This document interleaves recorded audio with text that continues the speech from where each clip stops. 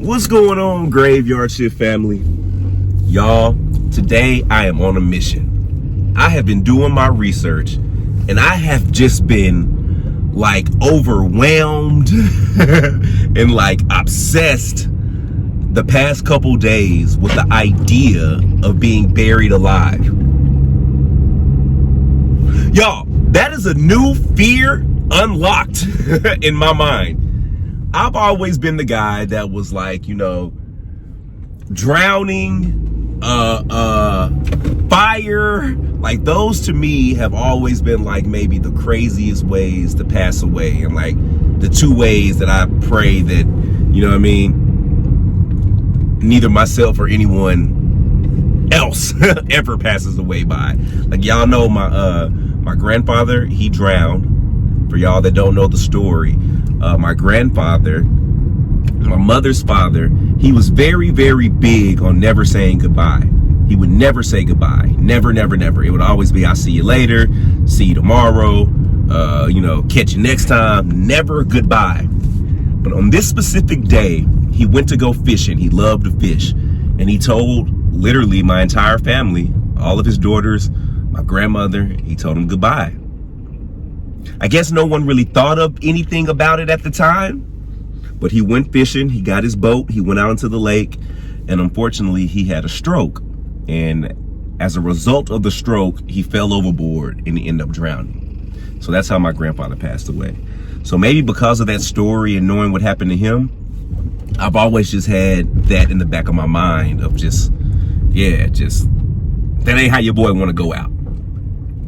But after reading about people being buried alive, y'all, do you know in the 19th century, that was a real thing? You got to realize back then there was a lot of doctors pronouncing people dead that were not dead.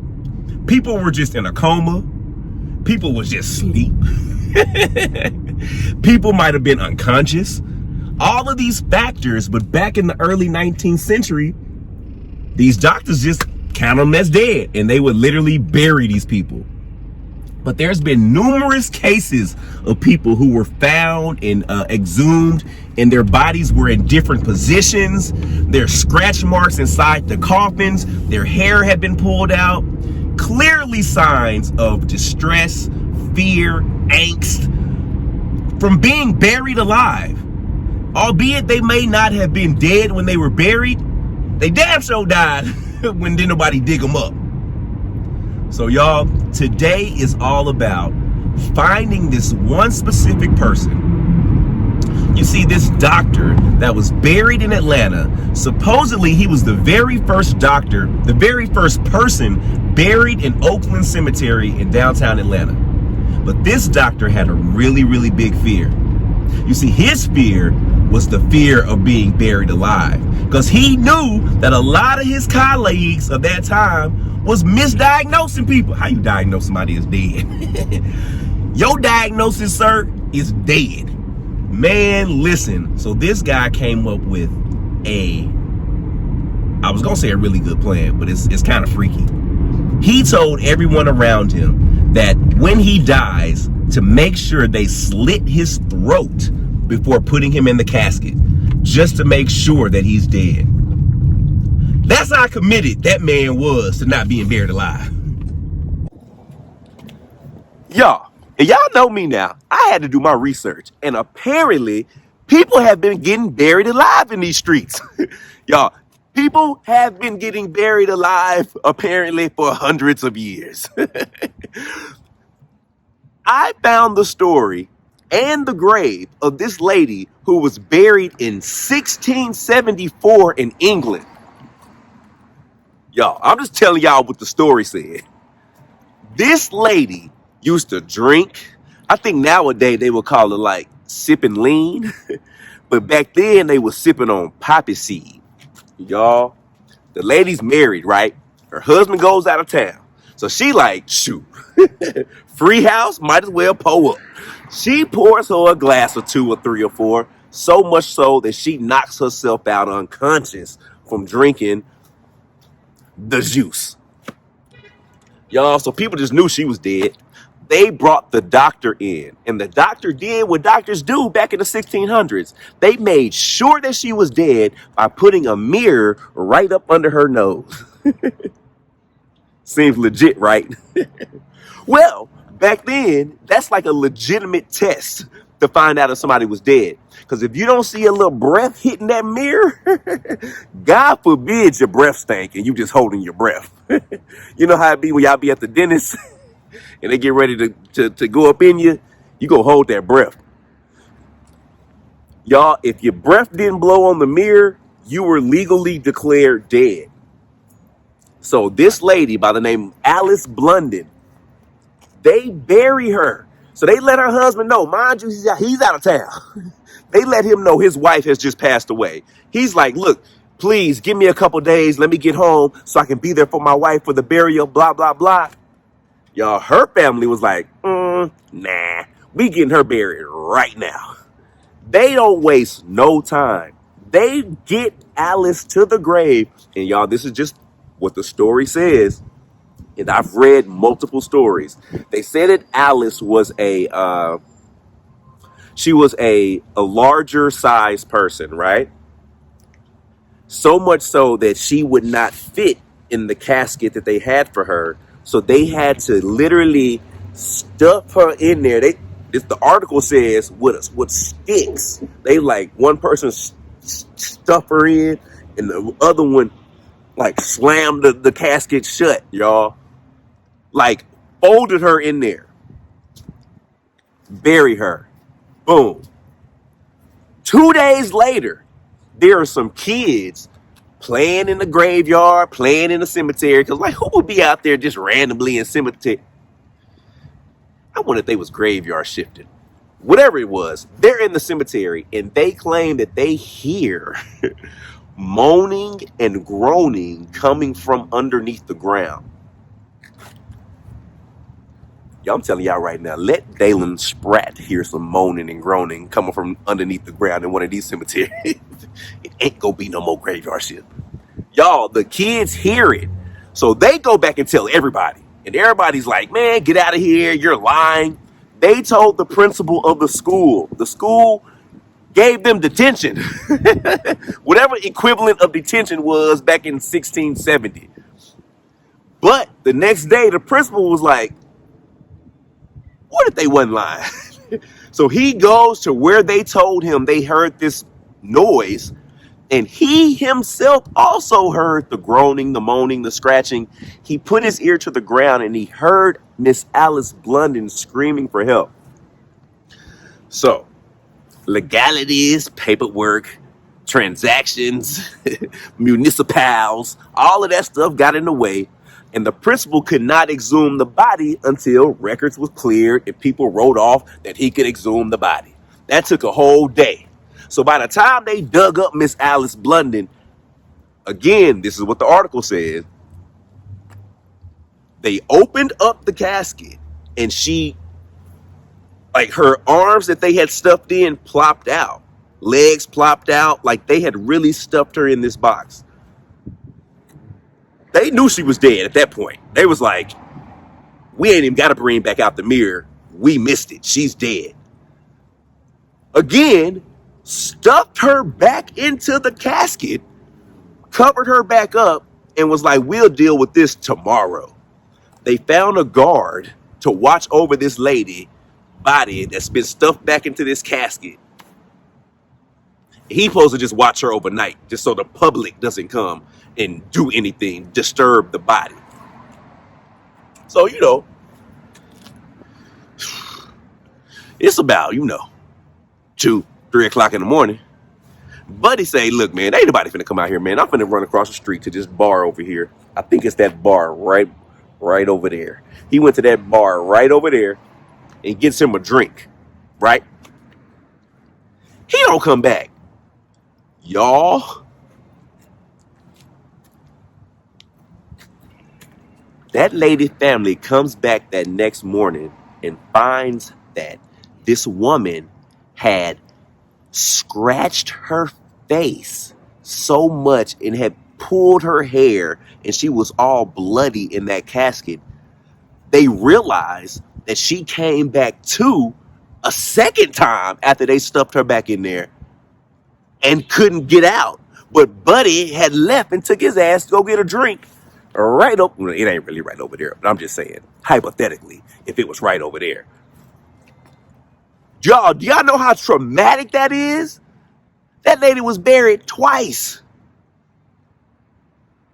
Yeah, crazy. I know. Look it up.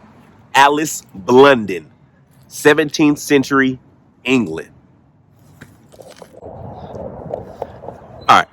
I know what you're thinking. Dalen, that was way back in the 1600s. People ain't just thinking people dead nowadays and they not really dead. Tell that to my boy Walter Williams in Mississippi. Back in 2014, this guy named Walter Williams, he was older, he was in a hospice care, but he ended up passing away.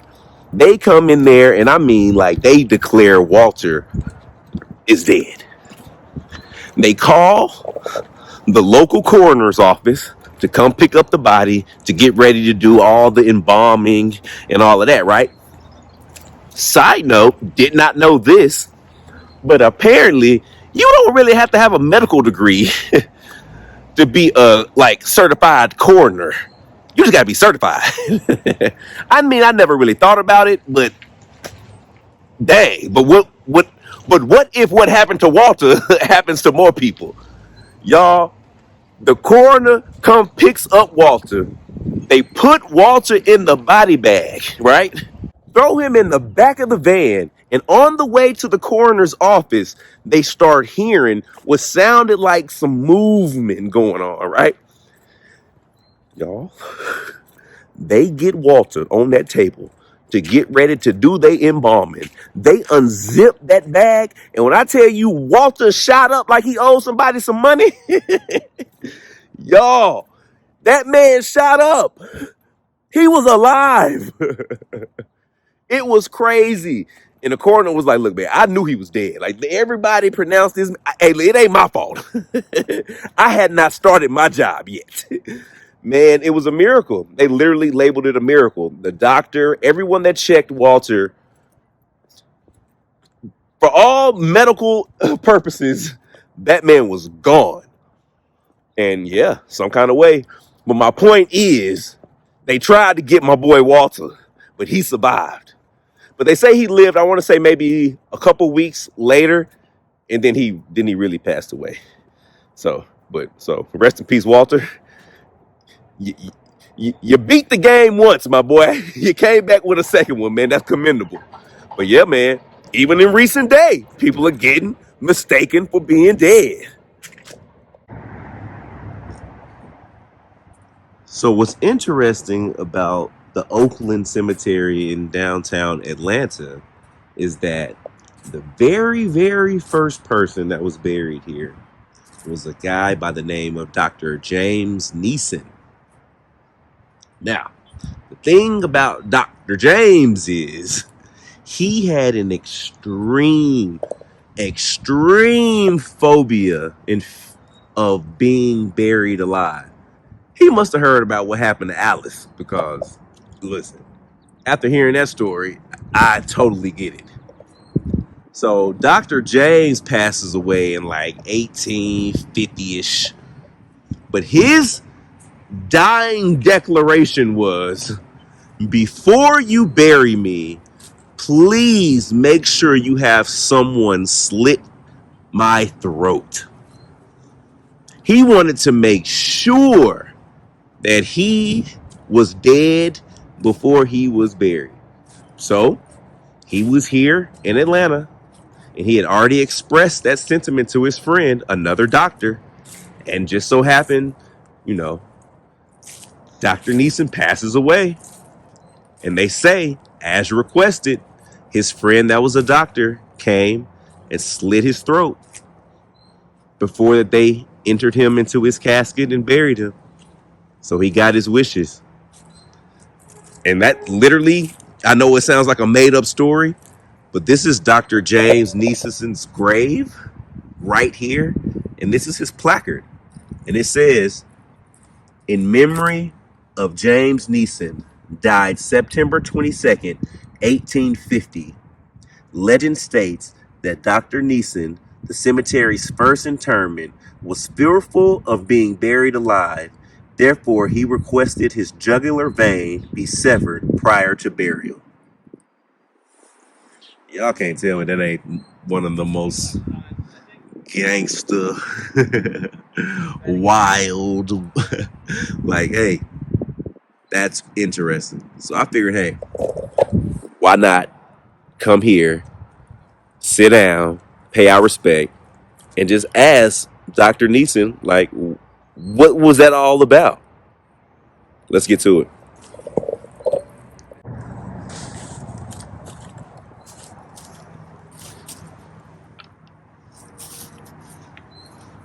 What's going on? Great. Y'all see me trying to get my legs together? Trying to find the proper. I usually do that before I cut the camera on, but I didn't find my comfortable position yet. So excuse this moment of awkwardness. All right, y'all. I'm gonna be honest with you, Mr. Dr. Neeson here. He's buried very, very close to the entrance of the Oakland Cemetery here in Atlanta, Georgia. And this is a beautiful day out here in Atlanta. Now my mouth feels really, really dry.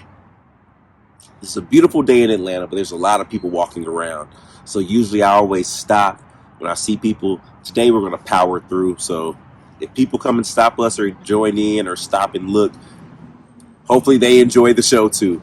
All right. What's up, everybody? My name is Dalen Spratt, and this is the Graveyard Shift.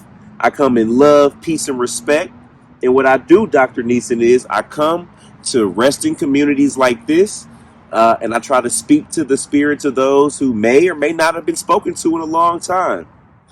But over the past few days, I have been doing a lot of research on you and just some of your beliefs and thoughts. And you even have a marker here on your resting space that speaks on one of your thoughts. And yeah, I just got a few questions. So I would love if you would speak to me, and I would love if I could speak directly to you. But again, I come in love, peace, and respect. And I'm just, I feel like you were a doctor, so you gotta kind of, it's almost a legal obligation of yours. Kind of like a pastor. You can't turn down your services if I'm requesting them. All right, Dr. Neeson, let's see. Let me get my stuff together.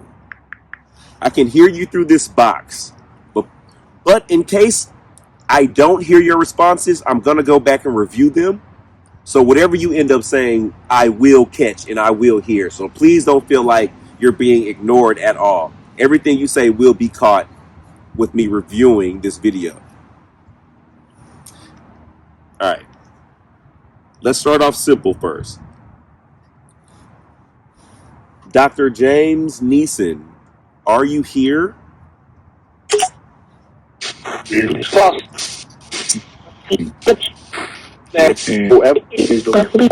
Luckily.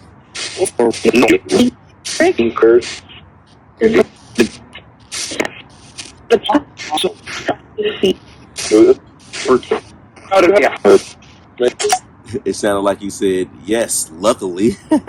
Okay, so Dr. James, we know that you're here.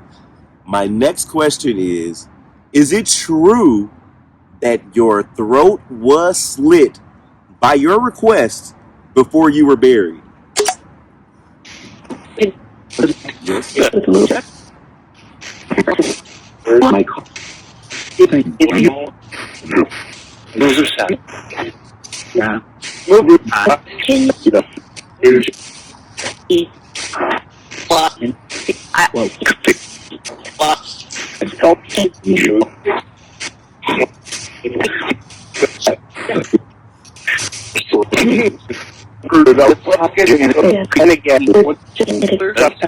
Okay. So Dr. James, let me ask you this question. Where did your fear of being buried alive come from?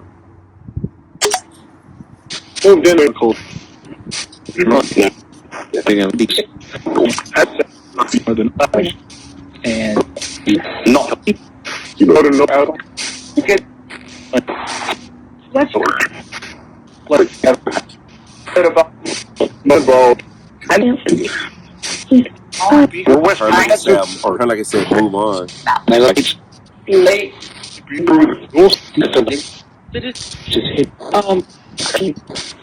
that's what you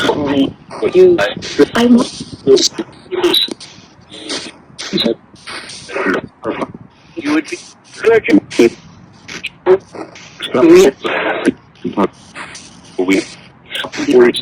some terror. Okay. I don't know why I'm getting the feeling, maybe I'm wrong. Did you ever maybe have an instance where you misdiagnosed someone? Or did you ever run across a case where you thought someone was dead and they weren't?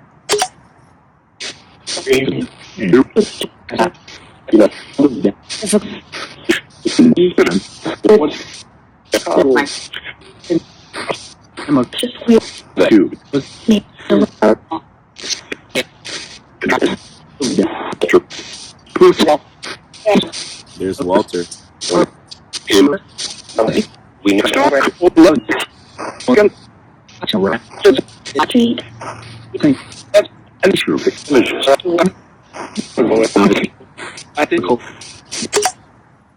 So, Dr. Neeson, do you feel like you made the right choice by going through with your request? Let me rephrase that. Would you make the same choice again? Would you do it all over again? You said, yep.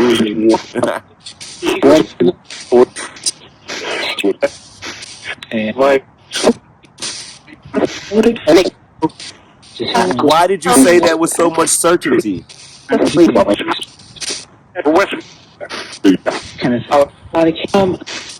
would California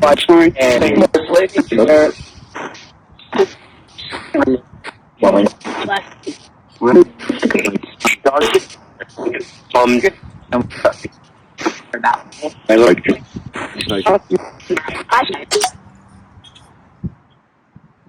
Do you enjoy being recognized for your such strong belief? So much so that people still come visit you to this day to pay their respect?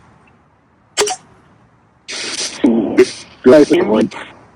got family.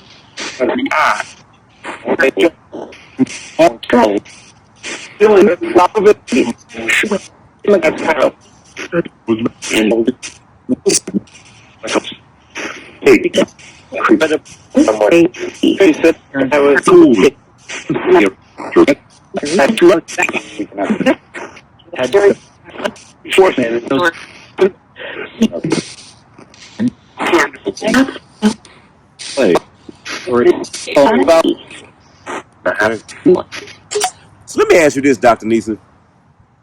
Did you really think they was gonna follow through with it? You know what I'm saying? Did you say it being kind of dramatic, and then once you died, you was like, "Oh, y'all really came and slit my throat"?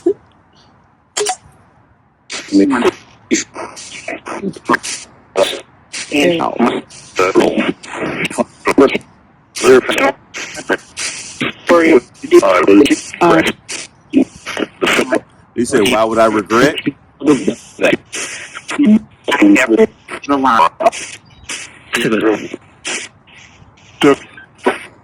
Now, he said, "That's just me." Okay, let me ask you this: with the advancements in medical technology, I'm assuming you're still aware, maybe, of what's going on. Are you aware of the advancements of medical technology?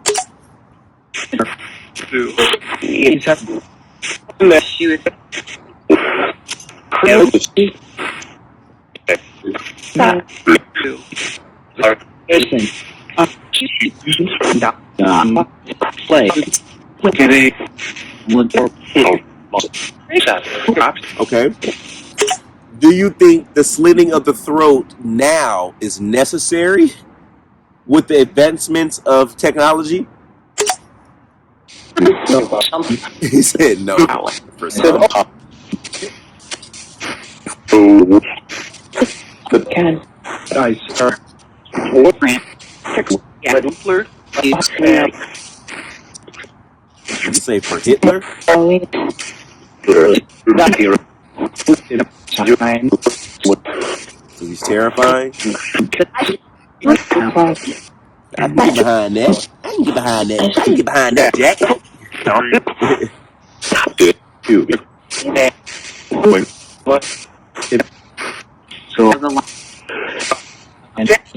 and you started to do Okay. Okay. That's really interesting. That's really interesting. I'm anxious to go back and hear the responses that I didn't hear in real time because I know you were talking. And it was kind of cool because I felt like I was talking directly to you.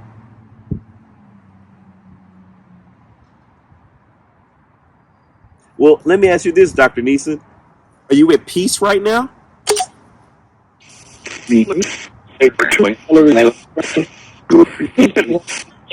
me. So you said decent? I'm decent. I'm vibing decent.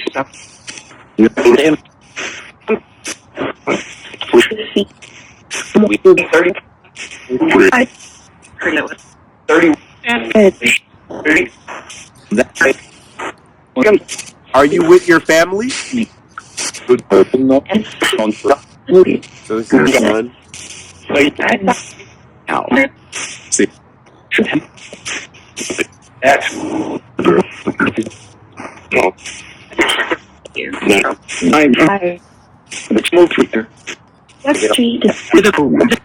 I wonder if he had a son. I wonder if he had a son. Because that would be interesting. Because it sounded like he said with his son. That's cool. Y'all, a lot of people been walking by. I've been powering through. I'm proud of myself. It's almost like a fear that I have. Fear. What do we call the fear of being caught shifting?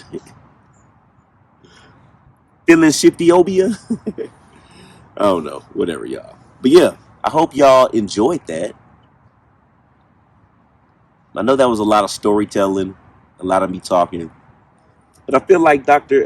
Neeson came through and answered all my questions about it. I just more so wanted to know, is that what he really wanted? Why did he want it? And did he have any regrets for doing it? He answered all my questions. So Dr. Neeson, I appreciate you, man. Is there anything that you would like to say before we get up out of here?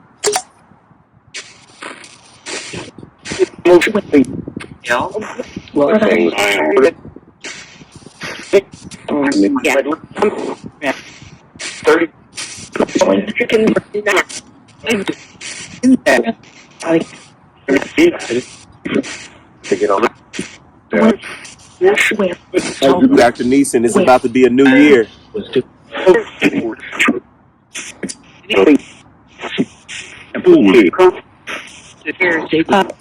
New Year's. I just want to say Happy New Year to you, brother.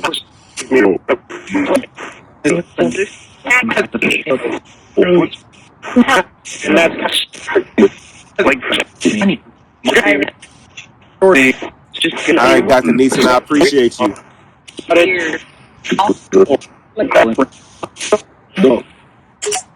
Graveyard Shift family, it's been one heck of a year, y'all. We've shifted all through 2023, and we gonna shift our butts right on through 2024.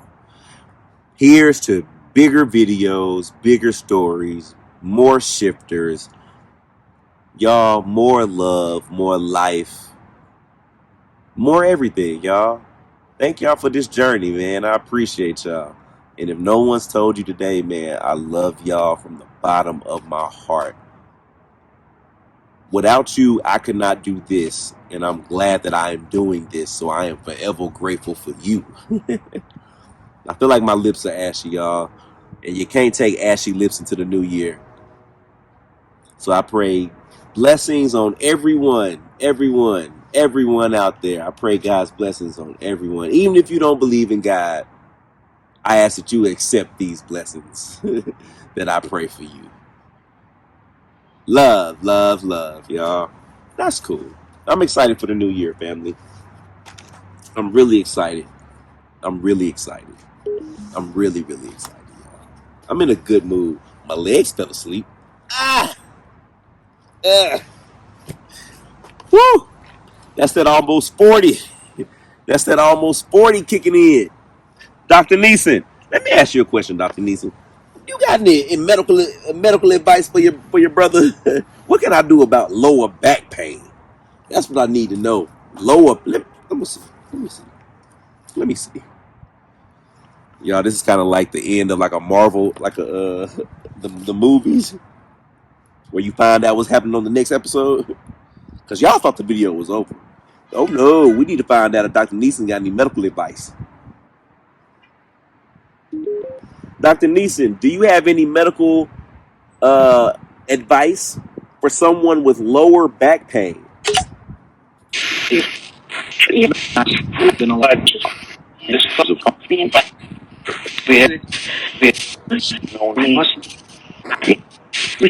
hear something about a muscle. Do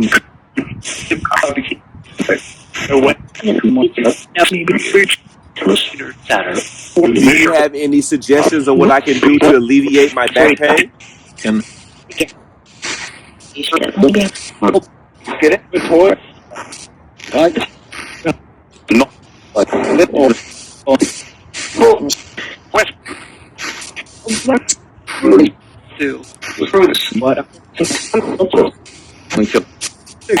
Okay.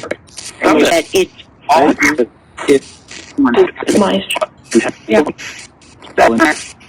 Let me find out I'm the first person to ever get a medical diagnosis from a ghost.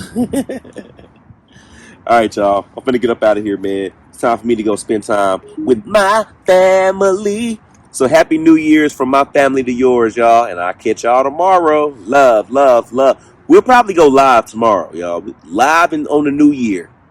We for sure gonna go live tomorrow on the new year, y'all. We gonna ring in 2024 right with a little bit of shifting. Love, love, love.